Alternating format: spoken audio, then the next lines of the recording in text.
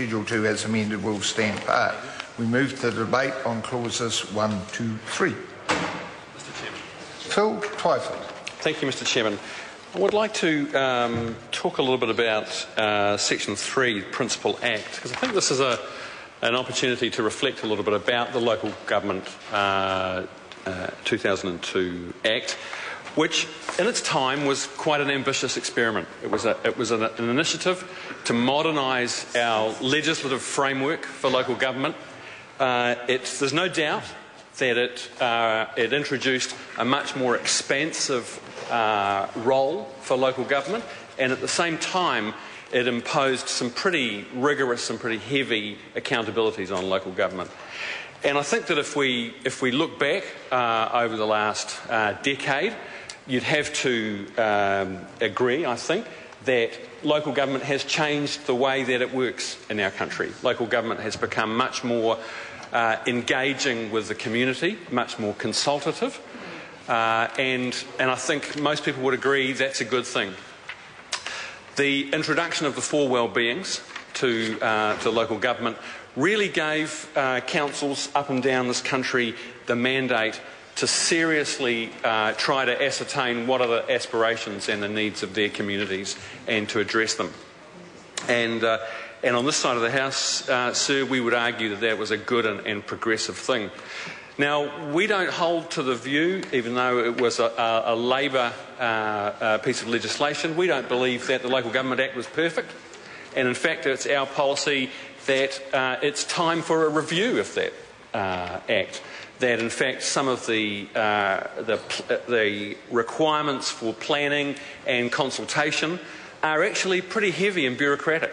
And it's our policy, sir, that it would be a good time now to do a review of the legislation to see how it could be streamlined, some of those bureaucratic demands on councils reduced, and free up councils to do what they should do in the interests of their communities.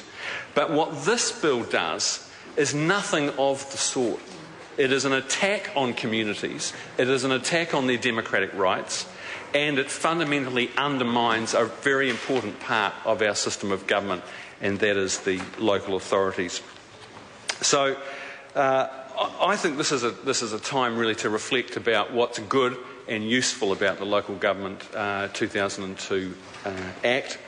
And you know, I think back to when Rodney Hyde was the Minister of Government in the previous term, and he set out with great ambitions, and in fact he used much of the political rhetoric that the Honourable Nick Smith has over the last year or so.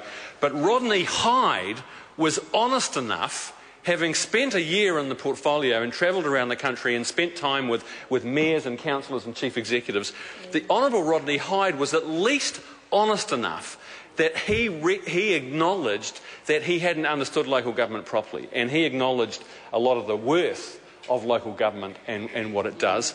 And his ill-conceived Local Government 2002 Amendment Bill really got wound right back until finally the main thing in it was that it made it easier for councils to privatise their water supply for up to 35 years. But in fact, all the great ambitions he'd had to take a knife to local government and go down the agenda of rate capping and core services came to nothing, partly because many of the Tory mayors all around New Zealand actually beat a path to the National Cabinet and said, "This is ridiculous, what are you trying to do?" Those were the days when they listened. That's right. But this second term National Government has none of Rodney Hyde's intellectual honesty, and all that they're left with is Nick Smith's craven populism.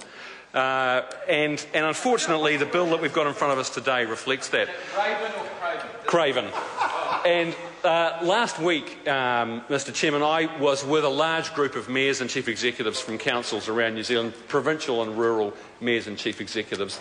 They told me that they had been following the debate in the House on this bill, and they were disgusted by the speeches and by the interventions of the National Party members. They thought that not only had National not bothered to have the minister in the House to front the bill, they put up the C-team, but the speeches were all slogans, all superficial populism, really just mounting ill-founded attacks on local government and really failing to justify this bill. This debate, Mr Chairman, is also about the title clause, and there are a number of options that I think we should consider for this bill. And one of them, I think, which is a title that came from one of the submitters who came along to the Select Committee, who said, "This is a fantastic example of policy-based evidence-making." And I think that really sums up Nick Smith's approach to governance and leadership, because in fact there's a lot of talk in this whole process about the evidence base, but in fact this reform process and this bill is a classic, it's a howler of an example of policy-based evidence-making. That former minister makes it up as he goes along. He is the minister of shonky numbers, and this should be the local government, open bracket, policy-based evidence-making, close bracket bill. It also could be the stripping democratic rights from local communities bill.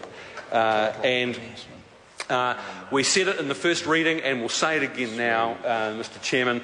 This bill takes away the democratic rights of local communities to have the say, not just to be consulted or to have their views ascertained by unelected public servants, but it takes away the right that they enjoy as New Zealand citizens right now to have a say in a binding referendum about whether their elected council should be amalgamated with a neighbour or taken out of existence. So that is a fundamental democratic right that this bill takes away, and no matter how many times Jackie Deans and the other members on the national benches say that this bill enhances grassroots democracy, it's clear that it does nothing of the sort. It could also be called the Rats, Roads and Rubbish Bill, because that old cliche about local government, that basically sums up the National Party's philosophy to local government. They are 40 years behind all of the international thinking about what makes successful cities and successful communities, where elected government should have an expansive role in a joined-up approach to economic development, to social cohesion, social well-being.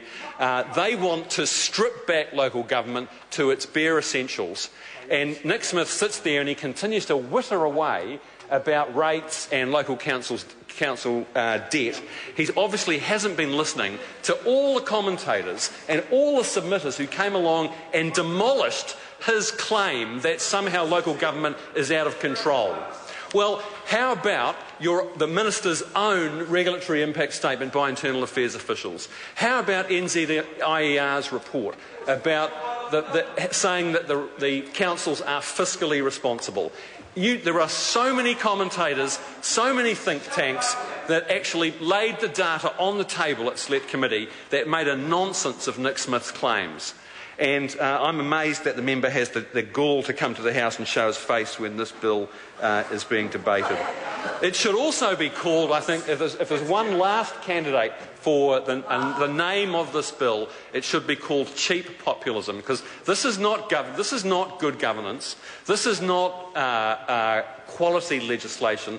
This is a sham by the Honourable Nick Smith trying to project the idea to ratepayers around New Zealand that he is their knight in shining armour. Not only is this bill based on a lie that's been conclusively proved at Select Committee and in the public debate, but also there's nothing in this bill that will make a blind bit of difference to the rates. So it's based on a completely false promise.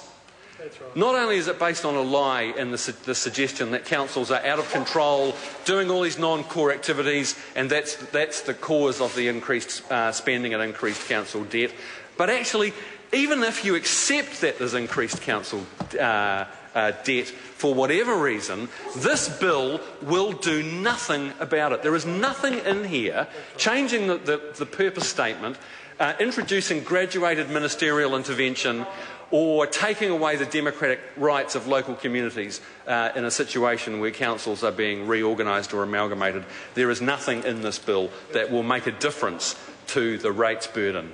And I believe, sir, that this government will live to regret an ill-advised local government reform agenda that will do damage, serious damage to the ability of councils to serve their communities and meet their aspirations. Maggie Barry. Thank you, Mr. Chair. To the